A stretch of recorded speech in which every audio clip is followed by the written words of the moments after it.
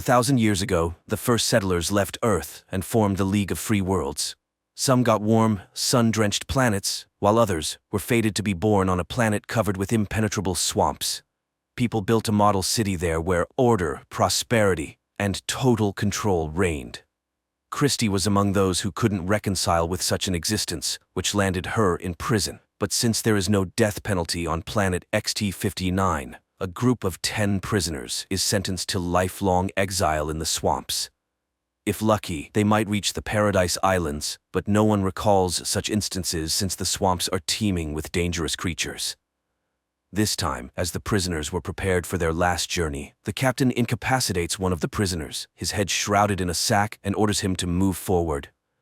The prisoner inquires about the security barrier and begins to move very cautiously.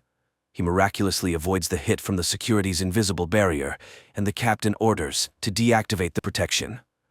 Then, the captain reads the sentence and removes the sack from the prisoner's head, followed by an order to give the prisoners a metal box with supplies.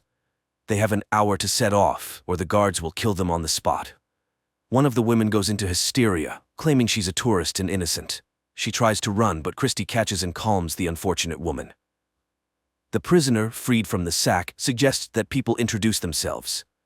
He is Irwin, but the initiative is intercepted by the formidable-looking Youst, nicknamed the Polar Wolf, who knows these swamps well as it's not his first exile. The wolf wants to know everything about each member of the team, but their acquaintance is interrupted by the appearance of a dangerous local creature living underground, called the Pagan. The creature senses vibration and moves towards it, dragging its prey underground. Christie declares that she intends to only listen to Irwin. Youst reminds her of his superiority, to which Irwin proposes to divide the supplies and opens the box. He manages to grab only a knife when the others pounce on the box with supplies. The wolf again reminds everyone that he's the boss, but Irwin refuses to listen to a prisoner and announces his departure to the Paradise Islands. Christie joins him, but first, they want their share of the supplies.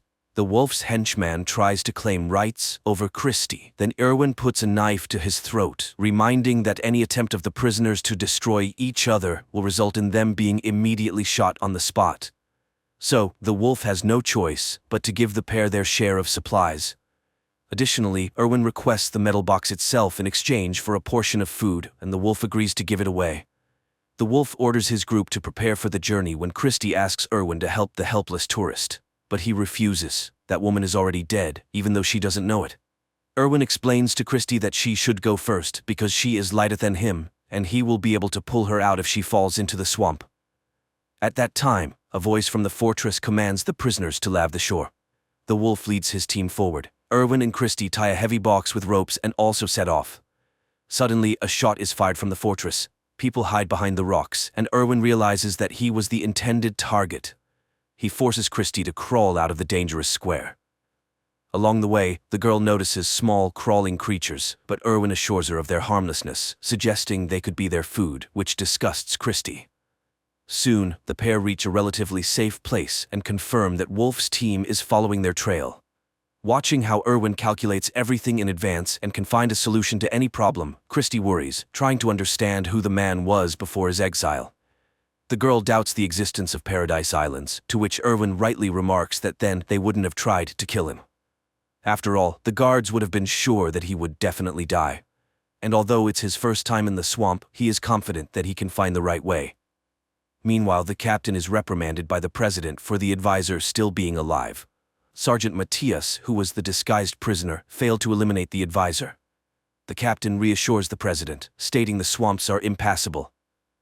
Meanwhile, Christie and Irwin find a small stream of clean water, and the girl washes her face, pondering her misfortune. Suddenly, Irwin asks Christie to freeze, but she thinks he's decided to take advantage of her. However, it turns out Irwin spotted the Pagan, which suddenly emerged from under the ground. Christie grabs a knife and cuts off part of the creature. After that, Christie treats Irwin's wound while sharing that she ended up in prison for standing up to an inspector who tried to force her into intimacy. At that moment, the wolf's group appears from behind the rocks. The man intends to take back the metal box, but Irwin takes the part of the creature cut off by Christie and uses it as an electric whip. The wolf realizes the situation is bad and decides to let them go. The pair leaves, but the wolf stubbornly follows their tracks. Erwin heard that on the rotten shore there's a place where former prisoners live, and the wolf is their leader.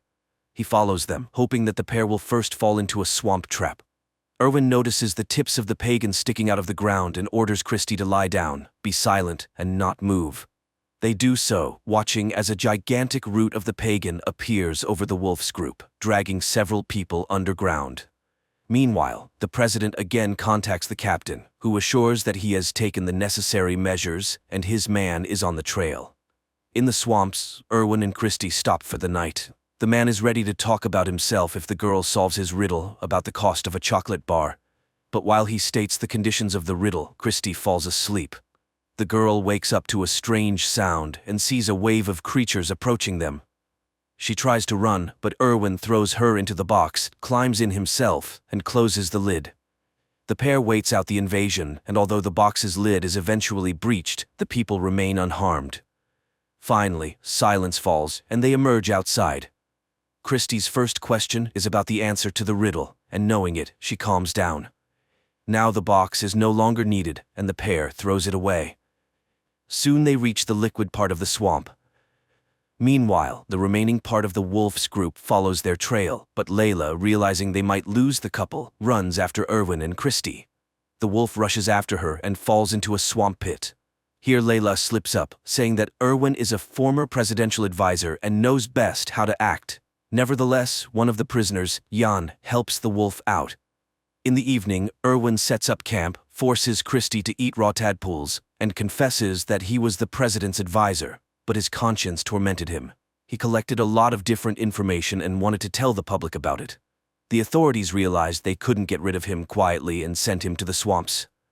But he managed to launch a virus into the control system, which can only be turned off knowing the code, and only he has the code. So, after the system's collapse, free people will be able to build their new free city management system.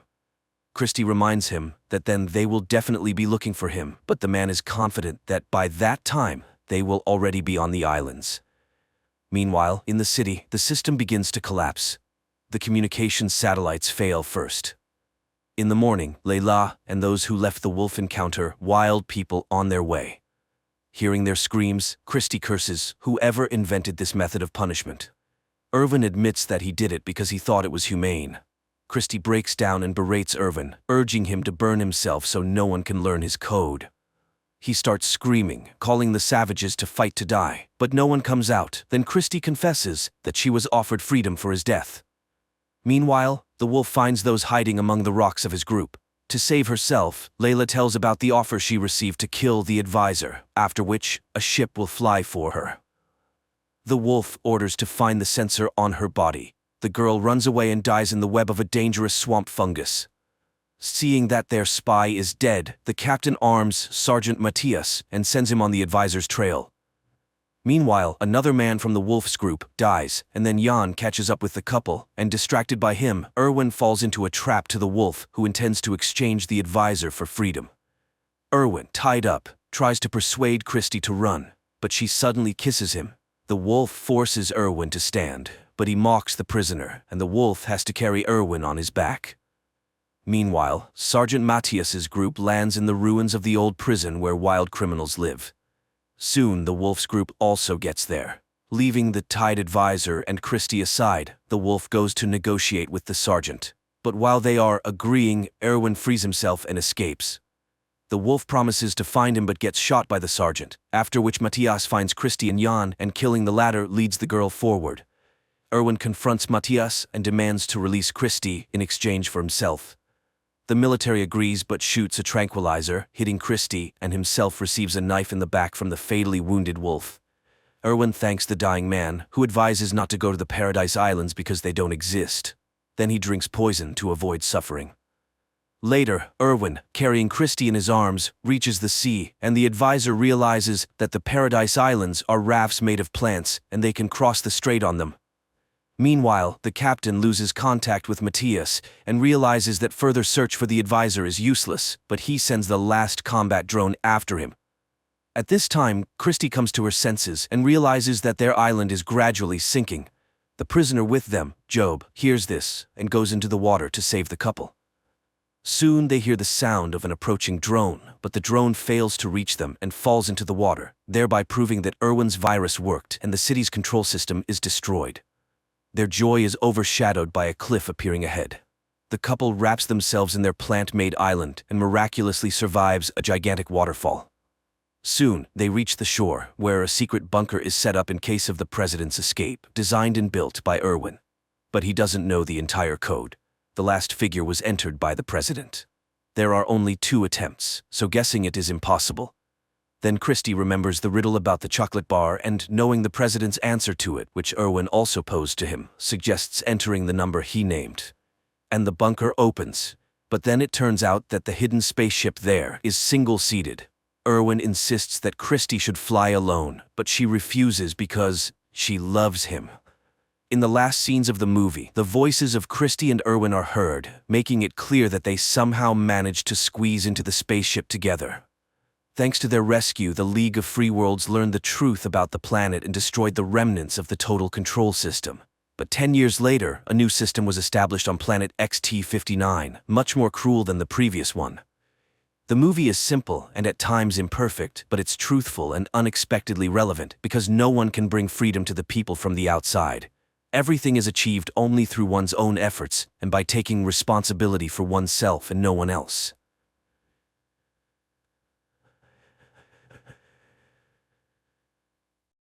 The 1950s.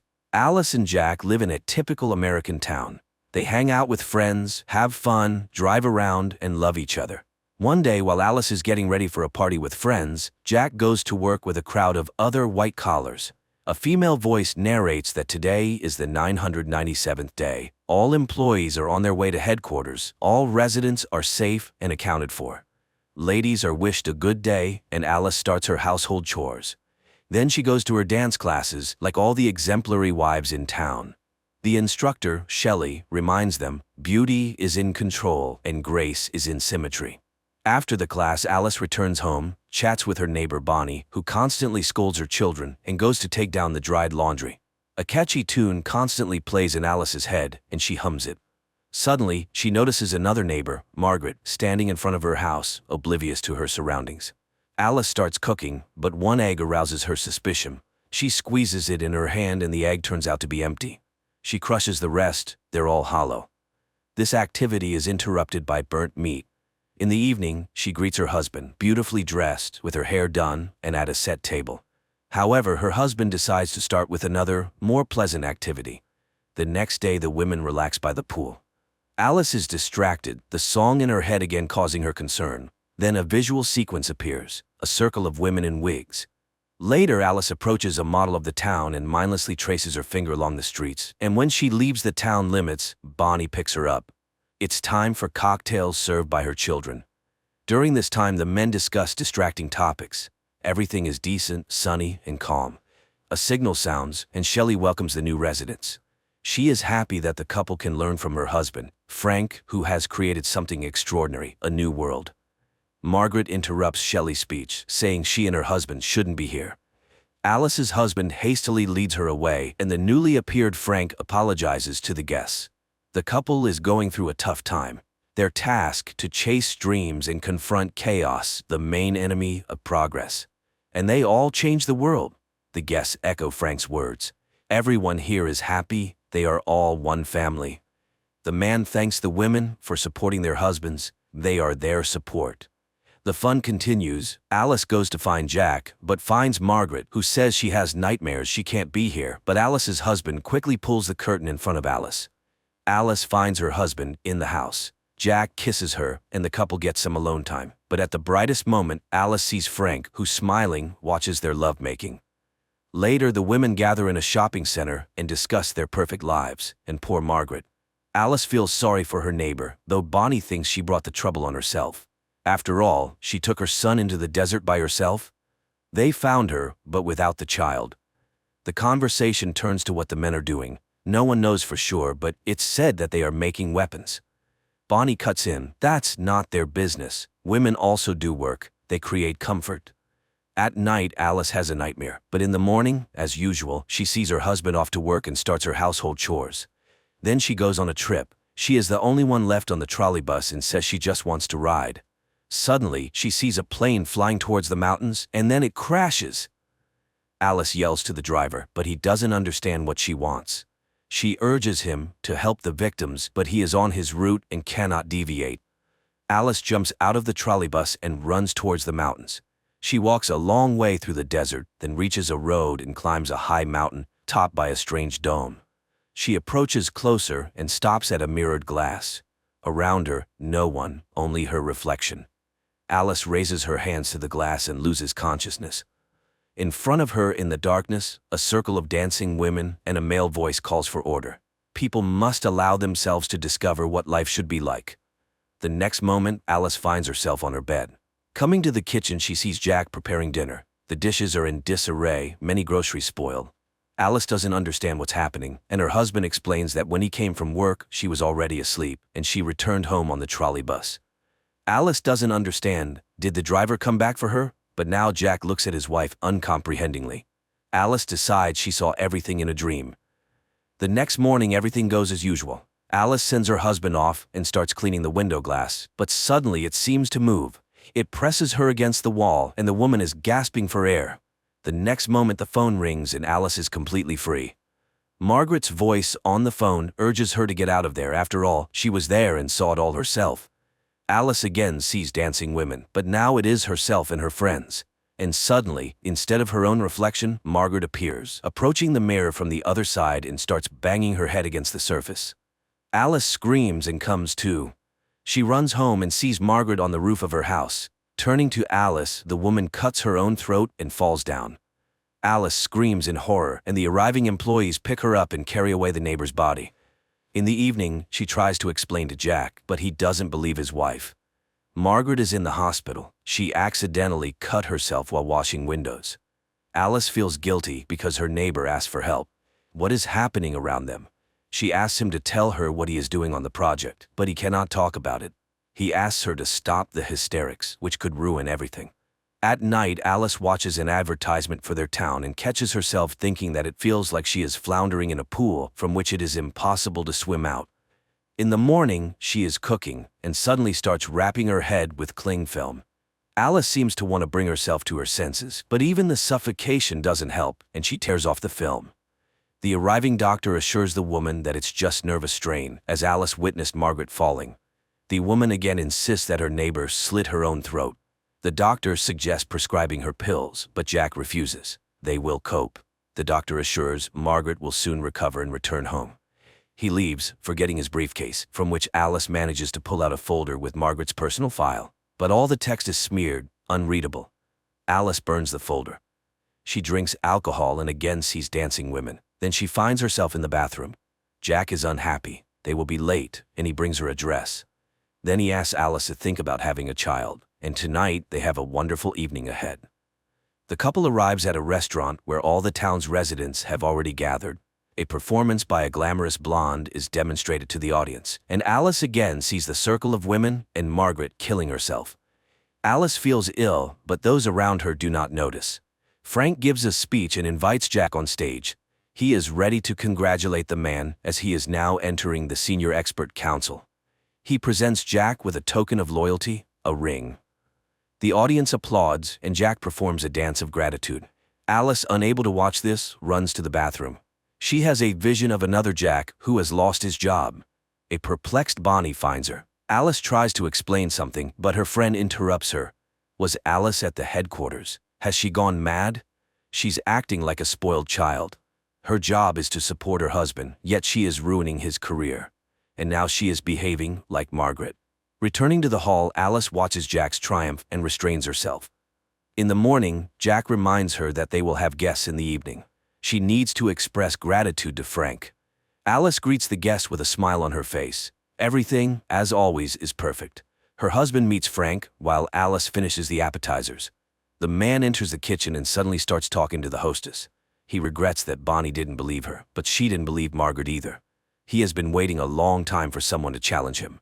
The guests sit down at the table. Alice demonstratively takes the host's seat. Jack, complying, sits next to her. The conversation about nothing begins. Suddenly Alice asks why all the women in the town are from one, at most two states, and they all vacation in the same places. Jack tries to steer the conversation away, but Alice continues. They all met their husbands on a train under similar circumstances. All their stories are the same because they are told what to remember, but sometimes they suddenly remember the forbidden. Frank is doing something with all of them. The man, smirking, reminds her of her nervous breakdown. Why isn't she getting treated? And why was she at the headquarters? Jack is horrified. She was at the headquarters? Frank continues. She broke the rules. It's the result of psychosis, but she revealed herself to him in his bedroom. Alice is stunned by such a dreadful lie, but Jack believes Frank unconditionally. The woman tries to appeal to the guest's common sense. Where do these products come from? And what's in them? But then Shelley stands up. She will no longer allow her husband to be insulted. The guests leave. Frank is disappointed. He expected something more interesting from her. Jack, having seen everyone out, returns to the house. Alice tries to convey to him that he is the most precious person to her. And she asks to leave here, anywhere just together. And Jack agrees. They leave the house and get into the car, and then the husband apologizes to his wife, but in the next moment employees pull her out of the car and carry her into the darkness. Alice finds herself on an operating table. Visions with her husband pass by. A doctor in a mask leans over her, in which she recognizes herself. In the next moment, Dr. Alice finishes the operation and goes home, where her unemployed husband meets her. He hasn't prepared dinner because he didn't know what she would want. There's also no hot water. Alice is very tired. She has been standing at the operating table for 30 hours, so she denies her husband intimacy. He sits at the monitor and listens to the advertisement for a new simulation. And again a sunny morning in Paradise Town. Alice returns to her surroundings. An enthusiastic Bonnie meets her and shares the latest news. Alice hugs her children and does not notice her friend's worried look. Her husband goes to work. Alice does household chores, dances, and swims. And she meets her husband.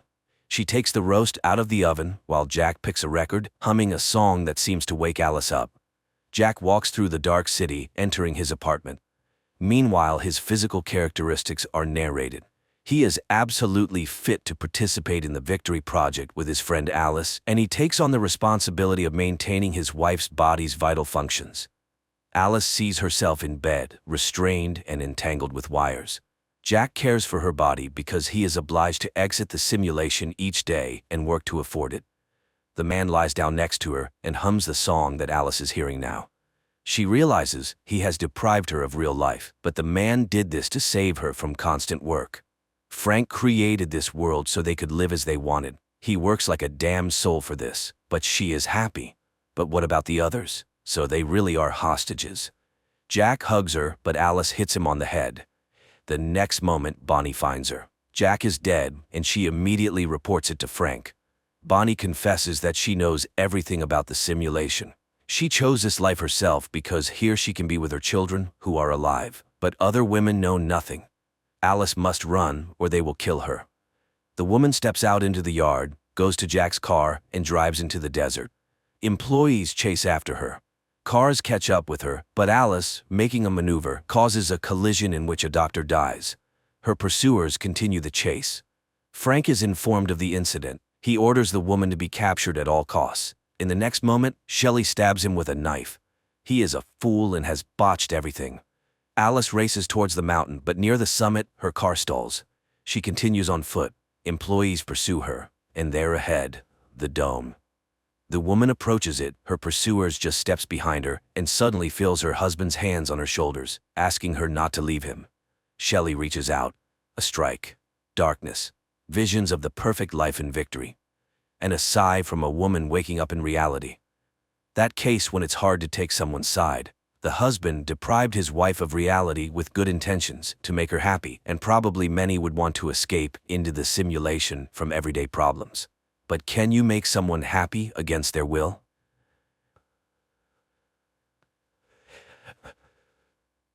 A spacecraft is departing from Earth with another group of settlers headed for Mars. One of the passengers convinces her daughter to wave goodbye to the planet as they will be apart for a very long time. The well-established route consists of 2 stages. The shuttle docks with the Aniara, a huge spaceship that has everything for comfortable living. And after 3 weeks, it delivers the passengers to the colonized planet. A young woman named Emily Grant on the ship serves as a Mimarobe, a guide to the world of Mima, the system that allows one to delve into their memories and visions so that the brain does not get bored with the repetitive space scenery. Emily herself loves to remember her walks in the forest, and the visions even allow her to feel her bare feet stepping on the moss. A new neighbor is added to Emily's room, an adult female astronomer. From the huge monitors, the astronomer tells the passengers about the delights of Aniara and that the ship has everything to keep from getting bored: shopping centers, restaurants, and even nightclubs. If desired during the journey, one can work in the water purification department or the seaweed factory, which is necessary for oxygen production. The company pays points which serve as currency for this work. Emily gathers another group for Mima sessions. In the visualization room, there is silence as the Mimarobe lays people down on the floor, face down on a special pillow, and launches the system. The glowing screen shimmers with different colors, not showing any pictures. But if the Mimarobe needs to know the visions of a specific visitor, she uses a special remote control. Suddenly, an emergency situation occurs on the ship, and the whole group slides to the corner of the room. The passengers exit their cabins in panic to find out what happened. They gather in a large hall where the captain is supposed to make a live broadcast. After gathering his strength, the man makes an announcement. There has been a system failure on the Aniara, and the ship has lost all fuel and drifted off course. The crew believes that it's not a big deal and that by using the gravity of celestial bodies, they will be able to return to Earth. However, the journey will now take a little over 2 years instead of the promised 3 weeks. The outraged passengers disagree with this plan, worrying about their plans without even realizing what lies ahead. Austerity measures are introduced on the ship, but the crew realizes that the supplies will not be enough in any case. At best, there is only enough food for a couple of months. One of the crew members suggests growing algae more actively, which will help them survive. The first 3 weeks of confinement in space pass. The people still don't lose their optimism, but they're already starting to get bored. The Mima becomes the most popular hole as everyone wants to see more than just the infinite universe outside the window, and Emily can't handle it, so she asks the captain for help. In addition, the girl is going through a personal drama, hoping to resume her relationship with one of the crew members, Isabel. Emily asks her neighbor how long it would take to reach the nearest celestial body so that the ship can turn around. The woman initially avoids answering, but then admits that in her opinion all of this is hopeless. There are no points that could help them. The crew just doesn't know how to tell the passengers about it. After hearing this, the Mimarobe has a panic attack and runs to her hole to immerse herself in memories of Earth, and also to drink in secret so that the commander would know. The journey has been going on for 3 years already. The people have settled into life on the ship, having come to terms with the length of the flight. Emily goes to a party where she meets Daisy and they decide to alleviate their loneliness together. When the couple retreats to a corridor, Isabel walks by and gives Daisy a cold glance, making it impossible for her to relax.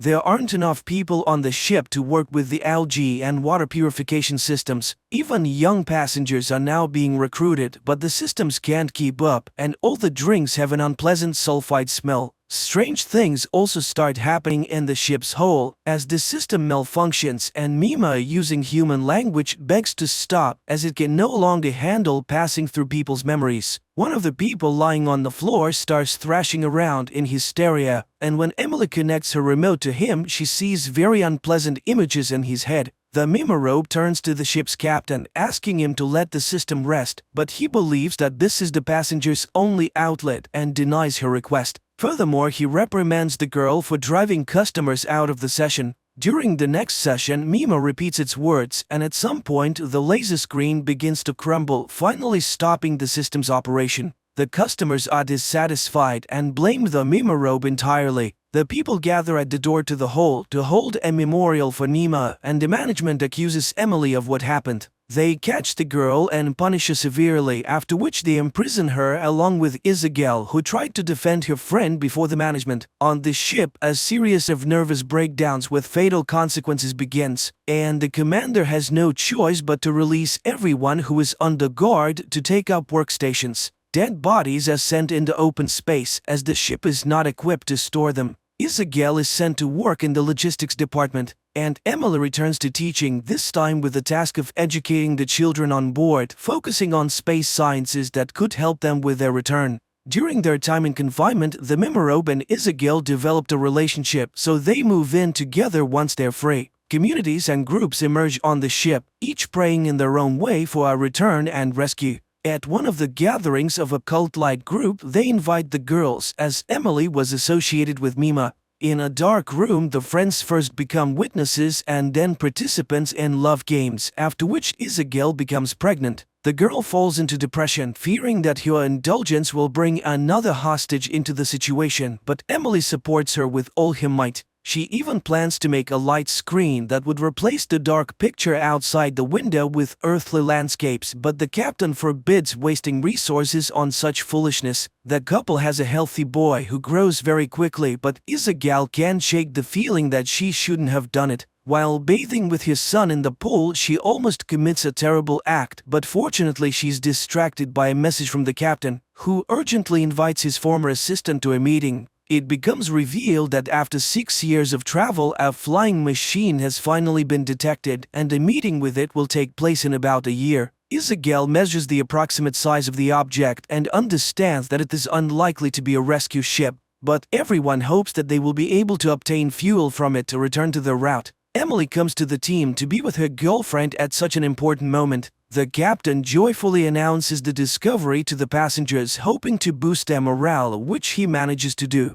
To celebrate the occasion, a party is held on the ship, complete with drinks and leftover delicious food. As usual, the commander tries to present himself in the best light by claiming credit for the team's achievements. Throughout the year, everyone diligently trains to release probes and dock, and by the appointed time, everyone is fully prepared for the operation. The docking operation goes perfectly, and the giant space probe is placed in the ship's cargo hold for examination to determine if it contains any fuel and how radioactive it has become during its time in space. The son of Emily and Isabel is growing up, and the couple now has hope that he will see Earth. Due to a lack of peers, the boy is not developing well and hardly speaks. It is not possible to determine the chemical composition of the object because the study methods on the ship are outdated, but work is constantly being done. The captain declares that he does not consider it a mistake to give people hope, as it has brought stability to many. The roommate of Emily gets drunk at the bar and becomes too candid, causing panic to break out on the ship again. The captain takes notice of this and gets rid of the troublemaker at the first opportunity, even sending her body into open space but allowing for a memorial service for Emily.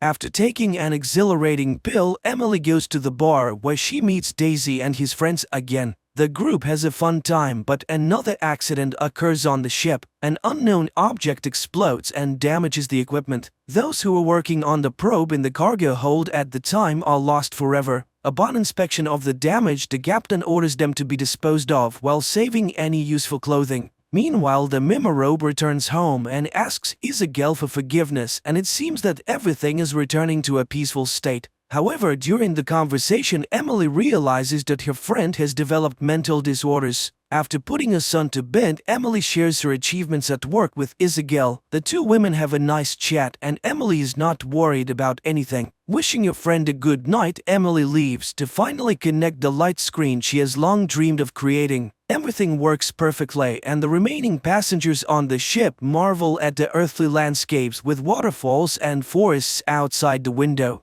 As she listens to the words of gratitude, Emily plans to create new pictures. Emily runs to her cabin to hear the opinion of her family. She opens the door with the key, but it doesn't budge. Emily tries to fix the lock several times, but then realizes that something is blocking it from the inside. With effort, she finds a belt from a rope on the door handle, and Isabel is nearby. Coming to her senses a few seconds later, Emily runs to her son's room, but there she's met with a terrible sight. It's the 10th year of the journey. The captain gathers the few remaining passengers in the main hall and presents Emily with an award for creating the light screen. As she receives the medal from the commander, the young woman notices traces of a nervous breakdown on his wrist. Giving a speech, the captain tries to appear heroic in this situation and suggested they should be proud that they have gone farther than anyone has gone before. On the 24th year of the journey, only a few people remain alive. Old and wrinkled Emily leads a meeting of the survivors where they pray for strength to be sent to them.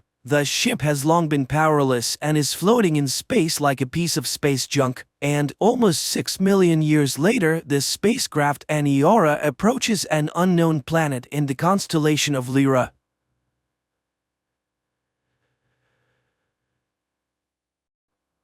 The film takes place in the small town of Vengenberg, where a young girl named Yennefer lives with a skewed face and a disgusting hump in the family of a cowman. Because of her ugly appearance, the girl is constantly mocked by the locals, and one day when Yennefer is once again mocked by a couple of local young men, the girl accidentally opens a portal to the magical Tor Lara in Aretuza, where she's met by the young wizard Istrid. The guy is concerned. All magic leaves traces which wizards can use to find someone who has even an ounce of magic in them. He decides to save the budding sorceress and opens a safe portal that brings Yennefer home. Time later, a beautiful and wealthy lady arrives at the farm of the girl's father to buy a pig. But upon seeing the girl, she expresses a desire to buy her too. And the father, who does not hide his disgust for his daughter, sells her for half the price of the animal, despite the pleas of her mother, who recognizes the lady as a witch. So Yennefer finds herself in the magical school of the enchantress Tissaia of Rees, where several girls are already studying. At first, Yennefer takes the separation from home hard, and how low her father judged her. She even tried to commit suicide, but when classes begin, she discovers that the young wizard was right. It was her inadvertent wizardry that caused the wave and caught the attention of the school's rector, the wizardess Tissaia. The girls who study at the school have also distinguished themselves with the same unique skills. Soon Tissaia holds the first test. The girls must lift a stone and a flower without touching them and using a spell. Everyone more or less manages to cope with the task, but Yennefer fails. The girl stubbornly tries again and again until Tissaia stops her. Frustrated, Yennefer runs away. Later, she finds Istrid in the cave and tells him her name. Sometime later, Tissaia trains her female pupils to recognize man's greatest fear. She sees the girls in pairs and orders them to look into each other's eyes until they get inside their rival schemes. Yennefer pairs up to encourage the girl, but she again fails. Tissaia is enraged. Yennefer is useless. And this is because she's lying to herself. Even if she were a beauty, no one would love her. Although she's not the only one to whom she has problems, Yennefer shares the problems with her only friend, Istrid, who talks about her schooling. He too was having a hard time with everything. The boy offers to read his mind, and the girl succeeds. One night, Tissaia wakes the girls in the middle of a storm and takes them to the Tor Lara, the most powerful magic place in the continent, entrance to which is only open to members of the Wizard Brotherhood. Today, there will be a test in the art of controlling the flows of chaos, which requires catching lightning in a bottle. The girls do not believe in such a possibility, and some get strong discharges even after catching the lightning. Yennefer's turn comes, and she reaches up with the bottle, but it is thrown back against the wall. Enraged, she directs her power at her more fortunate opponent, Tissaia, blocking her mental blow. Later, she reprimands her apprentice she almost killed today, which means that her emotions can ruin her own. Tissaia cannot be sure that Yennefer will not go along with her feelings and harm his school, for she's to become a court sorceress, and the weak have no place near a ruler. The enchantress already doubts that there's anything in her that the wizarding chapter needs. Frustrated, Yennefer tells Istrid everything. But most importantly, the enchantress knows all about them and they won't be able to see each other again. The guy is willing to show her other, more ancient and powerful magic, but it is very dangerous. He shows her the skulls of the dead elves who built Aretuza. They were the first wizards of the continent, and they were the ones who built all the magical places. But humans came to the continent and slaughtered them. Istrid gives her a flower that can only grow where the elder blood rests and reads a spell, which by repeating it, the girl opens a portal.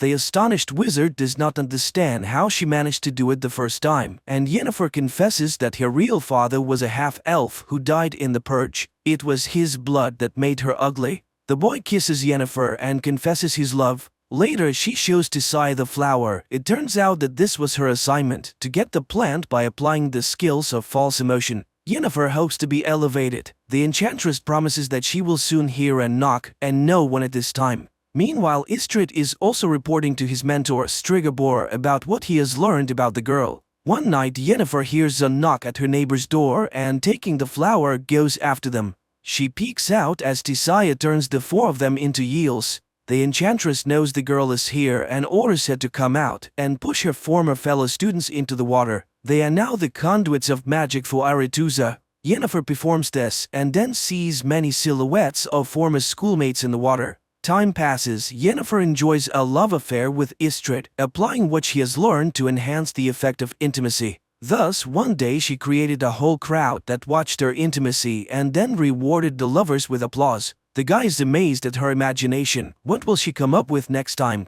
So the day of the final rite is approaching, after which they will be masters of their own destiny. Yennefer dreams of graduating from Aretusa and returning to her native Aedirn as a powerful sorceress to show her longtime abusers and her father what she's been able to achieve. In addition, all Aretusa graduates are perfected before being sent to the different kingdoms. All physical defects are removed, which awaits Yennefer as well. The wizard in charge shows her his work, the flawless beauty of the graduates, and promises her an equally wonderful result. He suggests making her color a noble but strong gray. Tisai, on the other hand, teaches her to look in the mirror and see what Yennefer herself wants. She orders the girl to close her eyes and imagine the most powerful woman in the world. Yennefer complies with the order but does not yet see the promised beauty.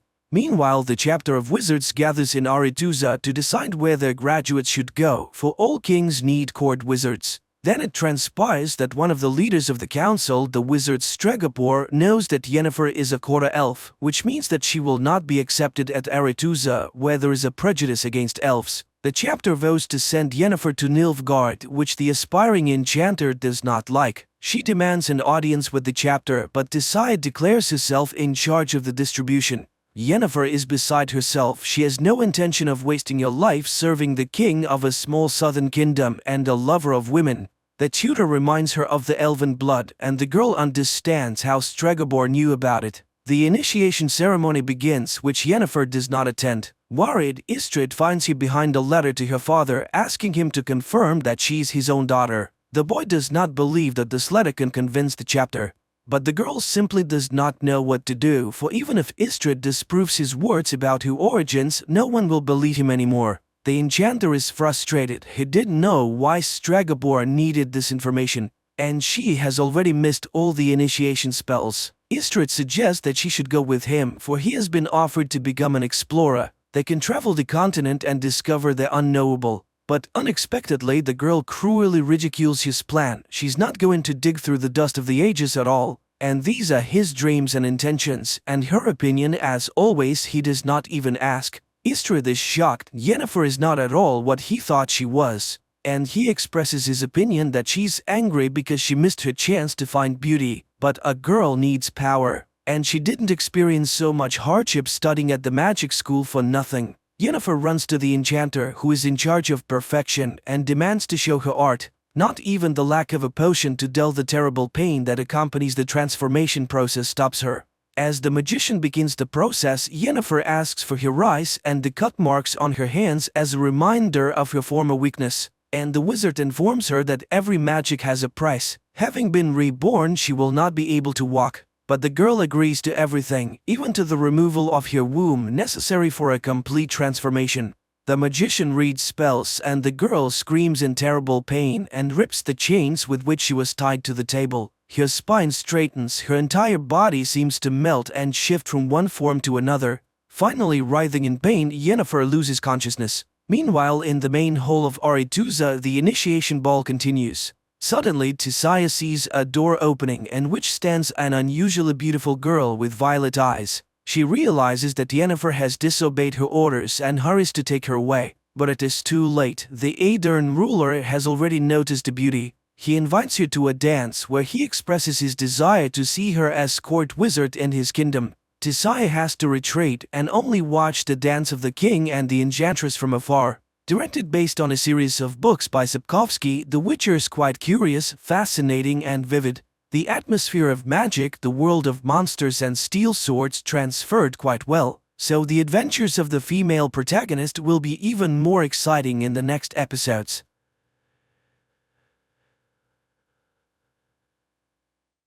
One day, oceanographer Tom's family, his wife Julia and 2 children, Cassie and Ben, set off on a yacht trip in the Caribbean Sea. While Tom and Ben are busy fishing and Cassie is absorbed in her gadget, Julia goes for a swim. Suddenly something unsettles her. Julia looks around, but the sea remains as calm as ever. However, she feels a distinct sense of dread, as though something large and dangerous is circling around. At the same time, the instruments on the yacht start acting strangely, but Tom, preoccupied with fishing, pays no attention to them. Meanwhile, Julia feels worse and eventually begins to drown. She screams, but the family doesn't hear her. The water seems to shift and pull her farther from the yacht. As the situation becomes critical, Tom finally hears her voice. He rushes to the helm, and the yacht moves toward the distant Julia. Tom dives into the water. With the children's help, they pull her aboard and revive her. Tom is angry, as he always asks that swimmers notify the others when going into the water. Julia apologizes and the incident is soon forgotten. Besides, the family has a reason to celebrate. Today is their son Ben's 13th birthday. Tom lights the candles on the cake and everyone congratulates Ben, who receives gifts, while Cassie takes a group photo of the happy family.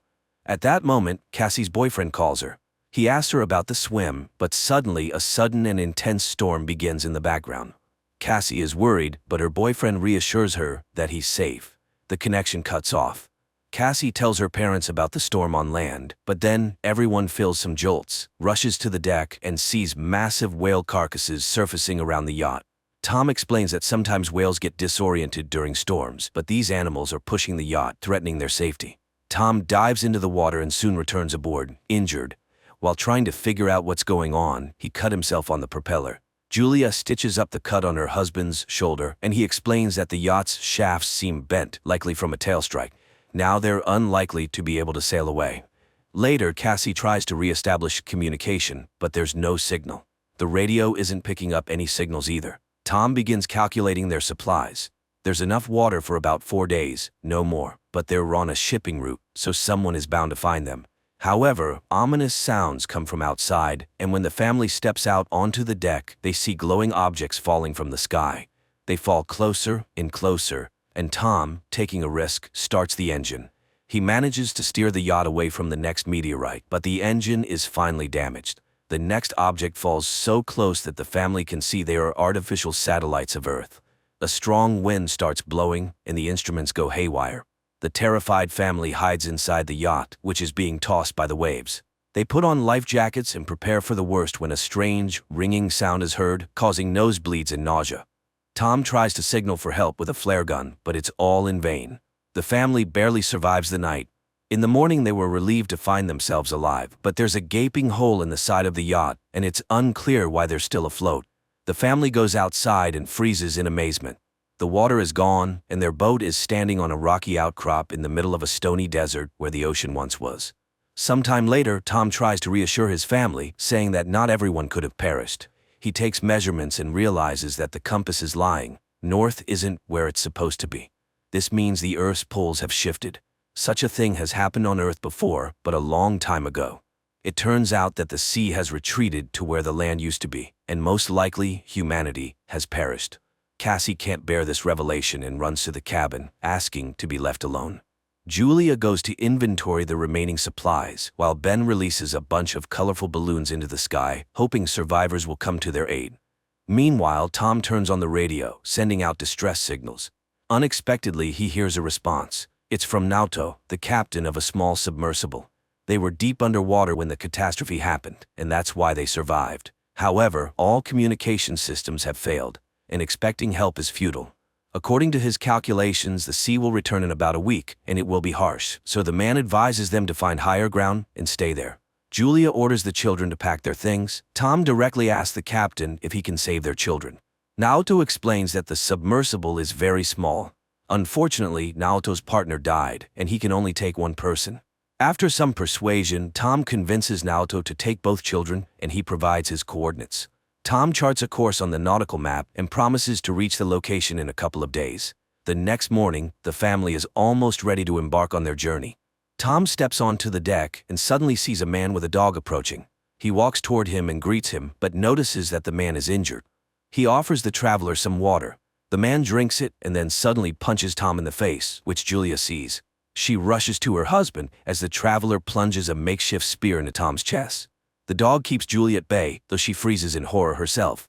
Realizing there's no saving her husband, she runs to the yacht. The man pursues her, injuring her arm.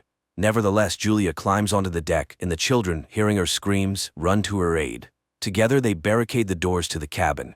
After that, Julia hides Cassie and Ben in a locker, giving her daughter the flare gun and instructing her to shoot only as a last resort. Meanwhile, the killer tries to break down the doors and eventually succeeds. Julia hides in the bathroom, patching up her wound. Entering, the intruder heads straight to the galley and grabs some food. It's clear that he's very hungry. Holding a can of food, the man begins searching the yacht while Julia arms herself with a kitchen knife.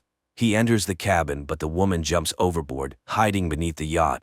The killer peers through the hole but doesn't see her. However, the dog attacks Julia, forcing her to kill it. The man hears the yelp, goes outside, and finds the dog's body. Meanwhile, Julia climbs back onto the yacht through the portholes on the opposite side. She falls straight into the killer's hands. He beats her, throws her onto a couch, and grabs her throat, intending to strangle her. Cassie witnesses all this and realizes it's the last resort. She opens the locker and fires at the man. The shot throws him to the side, but the flare sets the yacht on fire. Julia orders the children to flee while she sneaks into the galley. The killer, only injured, tries to attack again. Julia kicks him away, grabs the packed bags, and jumps overboard, where Ben finds his father's body. Cassie runs to the corpse and sobs over it. Julia kisses her deceased husband, but seeing the killer leap from the burning yacht, she takes the children and leaves. The boat explodes behind them. The family runs across the stony desert and soon takes shelter in a rocky canyon, where a stream flows. However, the water is salty and undrinkable. Cassie shares a small amount of water with her brother, but he refuses to drink. The boy feels guilty, believing the killer came because he saw the balloons. Cassie also voices this thought, but Julia orders her to stop and defends her son, explaining that he didn't mean any harm. She tells the children to gather themselves, as a long journey awaits. And then she spots the killer again, still relentlessly following their trail. The family hurries onward. That evening, Ben finds the carcass of a hammerhead shark and tries to butcher it. But Julia sees the pursuer and orders the children to run. They soon come across a field of once flooded toxic waste barrels, but Julia urges the children forward despite the threat of contamination, knowing the killer is still on their heels. The family walks along the former ocean floor, weaving through piles of plastic and other trash dumped by humans. Soon, Julia notices that Ben is severely dehydrated and gives him the last drops of water. Cassie has a breakdown, convinced that they have no chance of survival, but Julia commands them to keep moving. Eventually, they find the fuselage of a plane that crashed into the sea long ago and crawl inside to rest. Julia examines the last photo of their family and recounts the story of her first meeting with Tom, which happened at her hospital, where Tom was brought with decompression sickness after a failed dive. The children weep, remembering their father and saying their final goodbyes to him. At night, Cassie is awakened by a noise and steps outside to sit near the plane. Out of the darkness, the killer approaches her, unaware that the girl is acting as bait. As he prepares to grab her, Julia ambushes him, stabbing the man with a knife. At dawn, the family prepares to continue their journey, only to discover the killer's body has been scavenged. A sign that something even more dangerous than humans lurks in the desert. They move on. Julia consults the map when Ben suddenly rushes ahead. His mother yells for him to stop, but the boy sprints toward a salty puddle and manages to drink a few gulps. Julia drags him away, but the boy becomes sick. Soon they come across some plastic chairs and build a makeshift shelter from the sun, resting inside it. Suddenly, Julia hears strange sounds. She steps outside and sees something that forces her to wake the children. Realizing the new danger, they begin running. Soon they spot a large ship in the distance, surrounded by crashed containers and a few wandering people. Julia calls out to them, but they, seeing thousands of giant crabs, dash into a container and lock the doors, ignoring her pleas for help. The three climb onto a container, though the crabs manage to wound Julia in the leg. Nevertheless, Julia, Cassie, and Ben sit on top, watching the crabs penetrate through a crack in the doors, killing everyone inside despite the people's attempts to fend them off. Julia ties a scarf around her leg and passes out.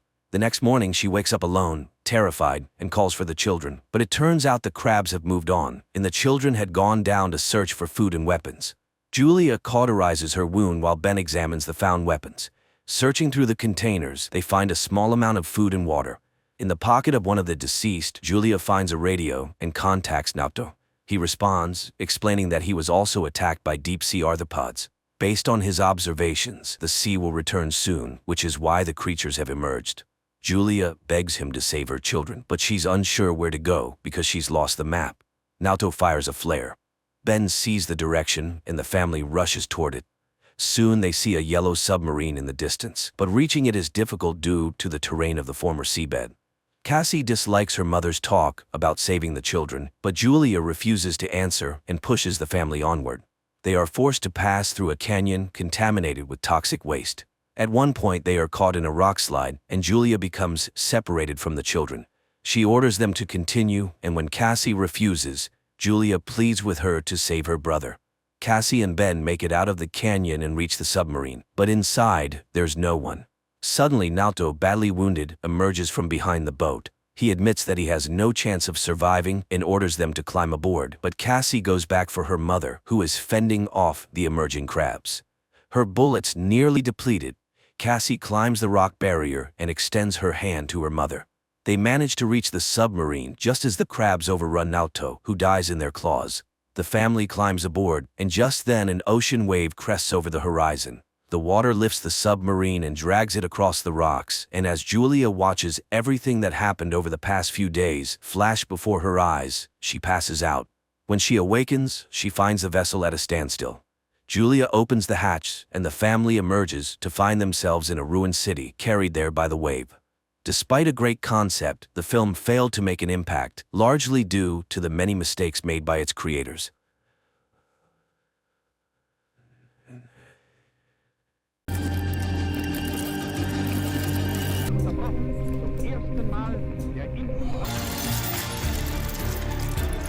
The movie begins in Leningrad in 1940. A young woman named Anya works as a seamstress in a factory where a young machinist, Vasily, who is very serious, notices her and even asks her to introduce him to her only relative, her brother Peter. However, Anya asks for a little more time, and the young man agrees to wait until the next day. But as the girl leaves for her lunch break, he quietly follows her, admiring her. Anya walks down the street, looking at a dirigible hovering above, from which German journalists are filming the city below. At this moment, a tram driven by Peter pulls up to an intersection. Suddenly, Anya realizes that a fast-moving truck is about to crash into the tram, and her brother will likely perish.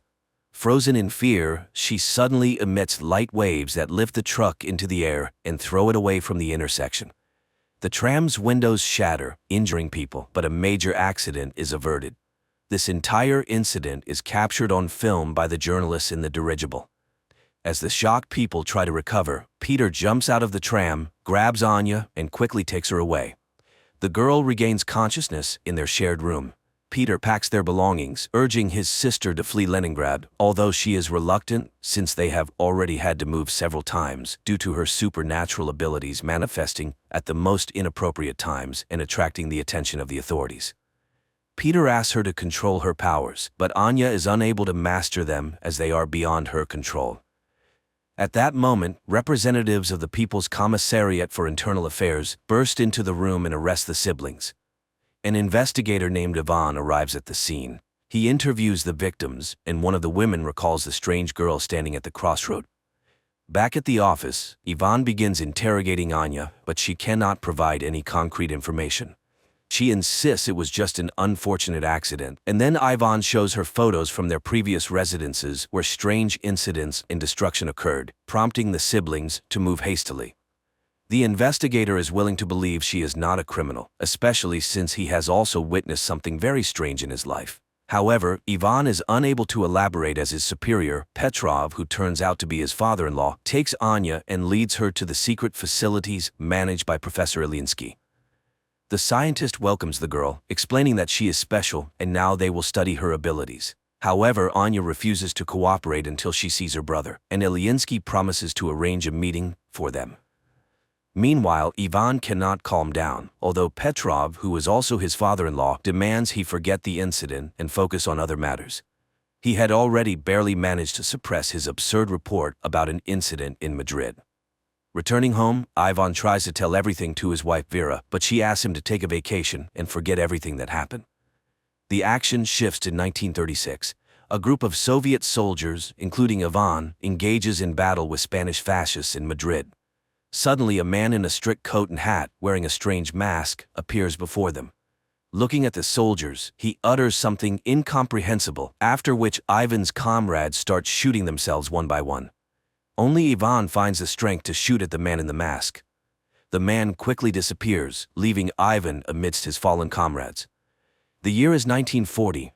A man in a mask named Neumann and his assistant Katerina arrive in Munich, where the woman meets a Jewish boy named Baruch on the street who plays chess brilliantly. She offers him a ride with them, noting he can always leave if he does not like their school. An orphan agrees and gets into the car, where Neumann utters several hissing words, causing Baruch to fall asleep instantly. Neumann agrees that the boy is brilliant, but by no means possesses superpowers. However, Katerina is determined to help the boy. Meanwhile in Moscow, Professor Ilyinsky leads Anya to the laboratory where she will be studied, and fulfilling his promise, brings her to a cell to see her brother. Peter again asks her not to show her abilities, and she promises to write to him. Baruch is brought to an ancient castle owned by Neumann. The boy is laid in a hammock in a hall inhabited by many other teenagers, but when the adults leave, he wakes up and is frightened by the dark silhouettes surrounding him. Back in Moscow, Professor Ilyinsky leads Anya to a separate room, more like a cell, and locks her in there. He then reports to Petrov that he has never seen anything like it. The girl is a scientific discovery, a unique case, to which the chief objects. She is a new weapon. Later, Anya is subjected to various tests, but she shows nothing special. Ivan cannot forget the incident, studying everything related to the strange explosion. The video footage of the accident also reaches Neumann, and he decides to fly to the USSR. There, the man is taken to meet with Professor Ilyinsky. Neumann introduces himself as a worker from the Ahnenerbe organization and immediately determines that the professor is terminally ill. He offers to ease his pain if the professor allows him to speak with Anya.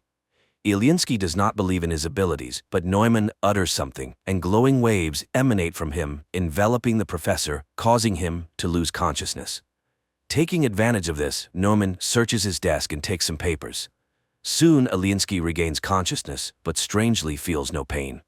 He agrees to arrange a meeting with Anya and leads the German to the laboratory.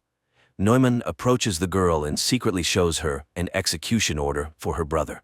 Then waves of unprecedented force begin to emanate from the girl, literally blowing up the entire laboratory. Neumann grabs her and escapes. Ivan sees from the window a man in a hat whom he immediately recognizes and runs to the laboratory where explosions are heard. But Neumann and the girl are nowhere to be found. The narrative shifts to 1924. In a remote Karelian village, a woman lives with two children, Peter and Anya. One day they go with the village boys into the forest. Suddenly a pack of wolves leaps out at the children. The children freeze in fear, but waves emanate from Anya, scattering the beasts. When the men arrive at the clearing, they find the girl dead. 1940. Petrov enters the devastated laboratory, where people connected by tubes into a single organism and marked with the letter M lie in chairs. At first glance, this structure was not damaged by the explosion, as the injured Ilyinsky lying nearby confirms. The professor reports that Anya caused all this and refuses to continue the experiments. Then, Petrov shoots him. Afterward, he goes to Ilyinsky's colleague, who everyone simply calls Professor Lyubov. Petrov asks her to activate the M Squad. Learning about the professor's death, the woman refuses to help Petrov, but he reminds her of her family, and Lyubov reluctantly agrees. On the train, a customs officer searches Neumann's compartment and finds an iron sarcophagus with Anya inside. Unsure of what to do, he goes for help. Meanwhile, Anya envisions her own funeral following the incident with the wolves. Frightened, she comes to, and Neumann informs her that he is saving her. Anya tries to run, but the customs officers, who decided to detain the strange German, stop her. However, he utters something, and the military personnel bring their pistols to their own heads. Neumann and Anya leave. At the same time in Moscow, Petrov reports to his colleagues that a member of the Ahnenerbe, which translates to ancestral heritage, Neumann has stolen a valuable exhibit from the USSR, the girl Anya. A squad has already been formed to pursue the German and will depart in a matter of days. Learning of this, Ivan requests to be included, but Petrov, feeling sorry for his daughter, refuses to do so. Neumann leads Anya to a spot where Katerina's car is waiting, and she drives the pair to the castle. It is apparent that the woman does not like Neumann's new toy, but he immediately says that Anya is just like him. At the castle, they are greeted by children whom Neumann calls his army. Anya is escorted to her room, and Newman finds a guest in his office, Admiral Canaris, who is very interested in the scientist's research. But today he has come to express his displeasure with Neumann's sabotage in the USSR, as it could start a war. Newman reassures him and invites him to a formal dinner. Meanwhile, Anya is startled by a sound and sees Baruch in her room, trying to open her window to escape the castle. But Katerina and Newman appear and stop him. While Katerina takes the boy away, Newman tries to convince Anya that the castle is a paradise, and no one wants to leave of their own volition. Katerina brings Baruch to a bedroom, reminding him that he must speak only German and not tell anyone his real name if he wants to live. But when she leaves, the other teenagers attack him. In Moscow, Ivan asks his wife to help him get enrolled in the squad, after which he goes to Professor Lyubov. He is interested in whether hypnosis can make a person do what another wants. The professor asks him not to travel to Germany, but he is determined to find the man in the mask. In the castle, Anya finds Baruch hanging. The boy tries to explain that the others hate him and beat him, therefore he wants to run away. But Anya admits that it was the same for her until she became strong, and he can too. Later they find Neumann in the park, who promises Anya he will teach her to control her power. He explains that he inherited the castle from the person who adopted him, and now it serves as a refuge. He has set up Anya's room according to her taste and hopes she will like it here.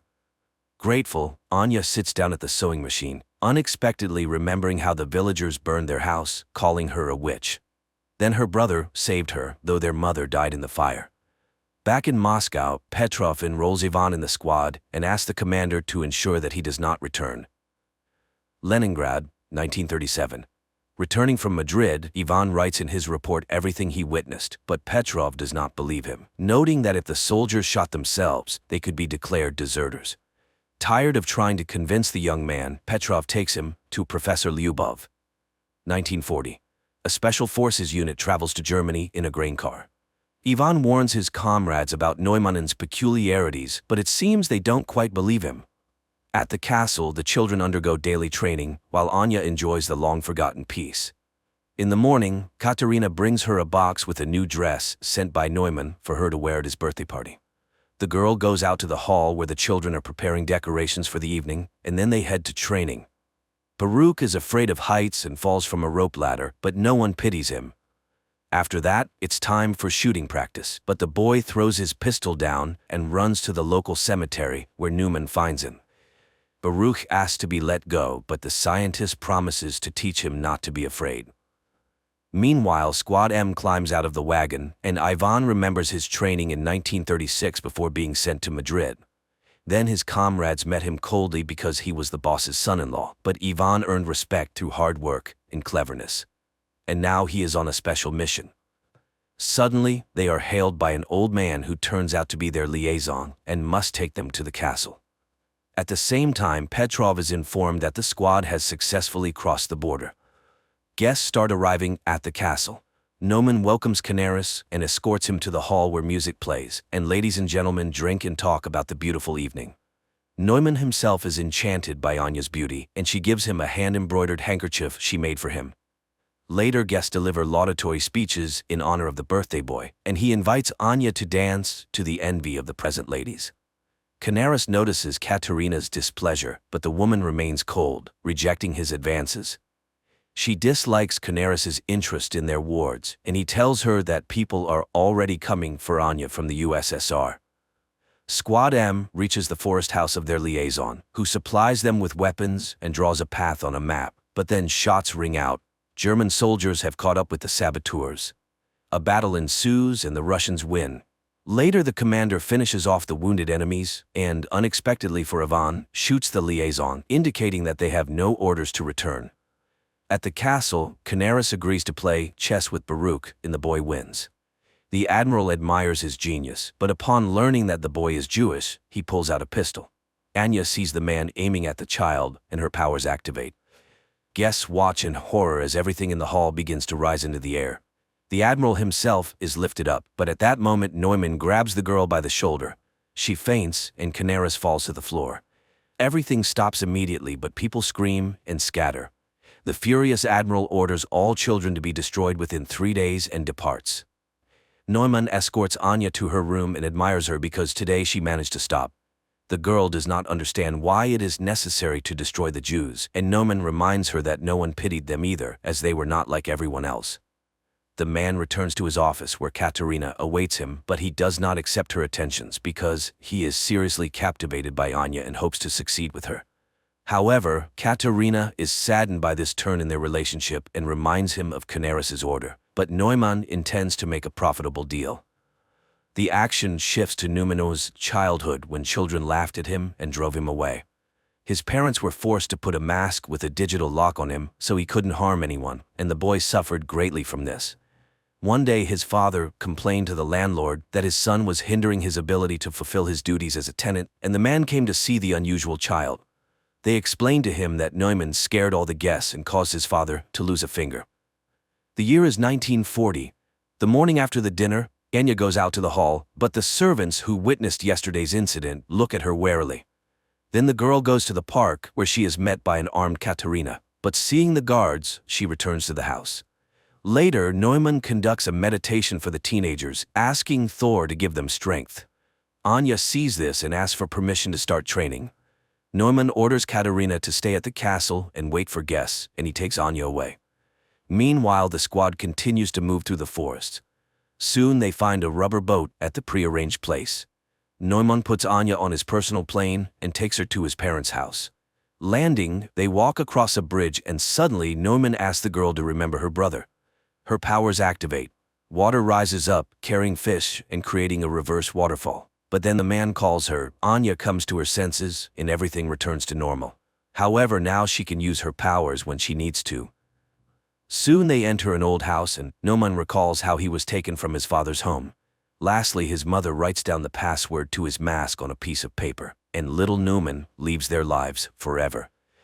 In the present, he tells that his father was a harsh and cruel man, often beating him and his mother, so he promised himself that his child would never be unhappy. The man remembers how his patron removed his mask and wanted to throw it away, but Neumann did not allow it. The man informed him that he would now take care of him, but he must trust him. Soon they arrived at the castle, where the patron confessed that every person has the right to be happy, and the boy lived for the first time like a normal child. But a year later, war came. His patron went away on business, and their home turned into a hospital. Neumann helped as best he could. Once he had to assist in the amputation of a leg. The soldier was in great pain, and then Neumann activated his powers and relieved the poor man of his suffering during the operation. Later he confessed to one of the nurses that he loved her. The adult woman laughed at the boy but said she loved him too. But one day he caught his nurse with one of the recovering soldiers, and in a fit of rage he made the soldier kill himself with a hammer. They caught him, gagged him, tied him up, and took him away from the castle. In 1940 he tells Anya that his parents died, so he is so happy to have found her. The girl lights candles in the fireplace, using her new powers, which delights Neumann. They drink wine and then become close. At night, Anya dreams where Baruch dies and wakes up terrified. She asks Neumann to return to the castle. Meanwhile, the squad reaches the river. One of the soldiers is wounded and runs out of strength. Then he takes his own life so as not to be a burden to his comrades. Only 3 remain, but they still row towards the castle. And there Katerina, who can't sleep, reminisces about the past when she helped her mother, who worked in a psychiatric hospital, where one day they brought in a tied-up boy named Neumann. She then freed him, and he promised never to harm her. The year is 1936, Leningrad. Petrov attends a lecture by Professor Ilyinsky, where he discusses a significant discovery in the field of controlling human memory and emotions. Ilyinsky's colleague, Professor Lubov, is inspired by the future changes, as people with good mental health will be able to work better and create a brilliant future for themselves and their children. The Project M envisions a new society where happy people with immense productivity and willpower will live. Petrov asks about the use of these discoveries in the military sphere, arguing that if a new society is to be built, it must be able to defend itself. However, Lyubov categorically opposes totalitarianism. After the lecture, Petrov offers Ilyinsky full support for their program if he agrees to operate under military auspices. But Ilyinsky sends him to Lyubov as the ideational inspiration behind the project. However, the woman flatly refuses to cooperate with the military. That same day, she is hit by a car in the street. Later, Petrov returns to Ilyinsky, informing him of the unfortunate accident with his colleague, and Ilyinsky reluctantly agrees to cooperate. Again, 1940-year Germany. The three remaining members of the squad reach the castle's territory. Surprised by the lack of security, they enter the premises. Petrov receives a summary of incidents in a specific area of Germany and realizes that everything is going according to plan. His boss is horrified. His people have left a very noticeable trail, which could easily lead to the USSR being accused of provocation. But Petrov assures him that everything was planned this way and there will be no international conflict. At that moment, his daughter calls and he rushes home. The squad members reach the castle and, splitting up, begin to explore the premises. Meanwhile, Petrov finds Vera in a hysterical state. She is going mad with worry for her husband, and the father decides to take action. At the same time in the castle, Katerina reads a book to the children, and seeing her nervousness, they calm the woman. She orders lights out and leaves, just as Ivan enters the hall from the other side. Seeing the children in front of him, the man lowers his weapon and leaves. The children remain motionless. The soldiers continue to explore the castle, and now the squad leader enters the hall with the children. But he does not lower his weapon and prepares to shoot. Then the children attack first. The commander fires in all directions, but the teenagers throw their clothes at him and knock him down. The eldest orders the pistol handed to Baruch to kill the enemy, but the boy cannot shoot the man, and the man manages to wound him with a knife before being killed. The children carry the bleeding Baruch to the bedroom, leaving the soldier's body on the hall floor. The third squad member, a female warrior, finds Katerina's office and engages her in a shootout. Katerina flees, but the woman catches up to her, and they fight. The woman is defeated when Katerina pushes her away. Seeing her opponent unconscious, the German grabs a pistol but doesn't manage to shoot because Ivan appears. Threatening him with a pistol, the woman captures him. In Moscow, Petrov brings his daughter to Professor Lyubov and asks her to erase the girl's memory. Lyubov is outraged by this request, as the love for a husband is the most precious thing in Vera's life. However, under military pressure, she agrees and performs the necessary manipulations, while Petrov's subordinates methodically clear their apartment of photographs and items belonging to Ivan. But one photograph falls under a chest of drawers, and the soldier does not notice it. After the procedure, the girl regains consciousness but does not remember her husband at all. At this time, the teenagers attack Ivan, not noticing Katerina, and wound him in the arm. The woman drives off the aggressive children and escorts the wounded man to Neumann's office, where she admits to Ivan that she recognized him because she had seen him in Madrid. He asked why her master kidnapped Anya. Could it be that he wants to use her in the war? Katerina assures him that he still doesn't understand. People are petty and greedy creatures fighting for power. Neumann is unique. He is ready to seize all power on earth to save the world from war. Meanwhile, Neumann and Anya arrive at the castle and find a wounded woman on the threshold. The scientist finishes her off with a pistol while Anya runs to the bedroom to the teenagers and finds Baruch dead. At this time, Ivan is bandaging himself while Katerina explains that they teach the children survival by developing their skills, because their destiny is to save the world under Neumann's leadership. The woman offers to help him escape if he will help her, but before Ivan can hear her out, Neumann enters the door. The Russian immediately picks up a pistol and takes the woman hostage. However, the German informs him that he does not care about her fate, which visibly upsets her. At that moment, Anya runs into the office and uses her power to knock Ivan off his feet, but when she recognizes the man, Neumann quickly takes her away, leaving the Russian with Katerina. In Moscow, Professor Lyubov mourns Ilyinsky when Petrov brings her folders with the names of the condemned, whom she can save by including them in Squad M. She remembers how after the accident, Ilyinsky came to her in the hospital. The man was shocked to learn that she had been mutilated by the military, but he was frightened and could not refuse to cooperate. Now the woman is alone and forced to make difficult decisions. She takes out a vial of M activator and recalls Ivan's story about the man in the mask. After his return from Madrid, she worked with his memory, suggesting removing the traumatic memories of his comrades' deaths, but Ivan refused to erase his life. And now the young man is chained in a cell in the castle of the man in the mask. Later, Anya visits him, accusing him of killing Baruch, but the boy denies it, and he is not particularly interested in her fate. He only wants to destroy Neumann because all evil comes from him. he hypnotizes children, turning them into killers. Their conversation is interrupted by Nauman's appearance. After sending Anya away, he thanks the young man for revealing his vulnerability, as he is the only one who could stand up to him. To prove it, the scientist shows the finger shot off by Ivan in Madrid. He too is special, and Nauman really wants the Russian to join his side. Yes, he killed his friends, but it was war. He came to Annanerba to find gifted people. Anya is like him, and they are the future. He asks Ivan to admit why he is immune to his hypnosis. Then Ivan reveals that there is a whole squad like him. Squad M. There are many of them, and they will all be here soon. So Nauman cannot hide. After talking with Ivan, Nauman finds Anya in the castle's backyard. The girl asks him to hand over all affairs to Katerina and to leave this place forever. But Nauman does not want to run because they are extraordinary people, and when they are together they are unbeatable. He asks for her help in defending their new home. Later he thanks Katerina for managing the situation and confesses that he is glad she was not hurt during the Russian raid.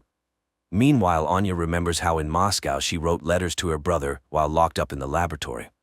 She used to give them to the professor, but she could not have imagined that he read her letters to Peter, who was undergoing mental processing as a participant in Squad M. At this time she burns them in the backyard of the castle, hoping that life will give her a chance to start over. Later, the castle's inhabitants conduct a funeral rite for Baruch.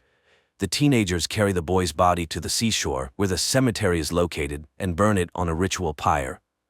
Anya is shocked by the number of children's graves and realizes that Ivan was telling the truth. Katerina urges her to leave and save herself. Anya runs to Ivan's cell and asks him to tell her what he saw in Madrid that was so special. The boy talks about the death of his comrades and Nauman's chilling whisper, but the German doesn't know that he just had a misfire. He is not special and survived only because of the pistol's malfunction, but if Nauman finds out, he will kill him immediately. And only Anya can stand up to him. Out of the darkness comes Katerina, who has heard everything. She will let them go if they leave forever. Nauman is planning to sell the children to Canaris, and Anya can do nothing about it. They are weapons, and it is high time the Russian understood this. But Anya runs away while Katerina frees Ivan from his chains and advises him to make sure the German never finds them. Meanwhile in Moscow, Petrov enjoys his daughter's good mood, hoping she will meet another man, marry, and give him grandchildren. The girl is lively and cheerful, unaware that the photo under the dresser awaits its moment. At this time, Nauman orders the Russian man to be killed, and he goes to look for Anya. Meanwhile, Katerina leads Ivan to her car, where Nauman's guard catches up with them. He engages in a fight with the Russian, and when he is about to kill him, Katerina attacks the guard. The guard is much stronger, and Katerina has to shoot. The teenagers hear the sound and run into the courtyard while Katerina puts Ivan in the car and drives him away from the estate. Nauman finds Anya at the cemetery. The girl asks him to let the children go, but he refuses. They are insignificant to him because he hopes to build a new world using their combined powers. Moreover, they will definitely have a son who will be the strongest and greatest on the planet. Hearing this, Anya wants to leave. Then Nauman sees Katerina's car and realizes what she is about to do. He puts on his quantum mask, which greatly amplifies the power of his voice, and begins to speak, while Ivan stands on the car step and aims an assault rifle at him.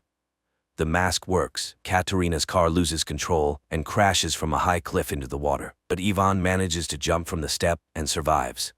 Then, members of the second Squad M, who were heading to the castle, covering for the distracting maneuvers of the first squad, open fire on Nauman. But the soldiers are programmed for total destruction, and one of them engages in a fight with Ivan, not realizing he is an ally. The young man has to kill the soldier. Nauman asks Anya to activate her power, and the girl begins to do so when she recognizes one of the soldiers as her brother. Nauman is knocked down by her force, rocks crash from the sky, and the girl runs to Peter, realizing that this time he is indeed dead. Anya's powers activate again when Nauman falls from Ivan's shot. The girl mourns her brother as teenagers appear on the road. Ivan grabs Anya and drags her away while the children pick up Nauman's body and carry it into the castle. The Russians run to the airplane and manage to take off at the last moment. 9 months later, Nauman, who survived the injury, listens to Hitler's speeches and experiments with a new kind of influence on people, broadcasting his voice through radio equipment. Meanwhile, in Anya's native village, a bearded Ivan arrives from the woods as his woman is about to give birth. Pregnant Anya is dragged into the village where women come to help. As the birth proceeds, an announcement about the start of the war with Germany is broadcast from the speakers. Later, surrounded by streams of power, Anya gives birth to a healthy baby boy. Neumann is immediately informed by a fortune-telling girl. Then one of the villagers recognizes Anya and hurries to tell his fellow villagers whom they have just helped. But Ivan stops him when bombers appear in the sky, from which a large number of paratroopers descend.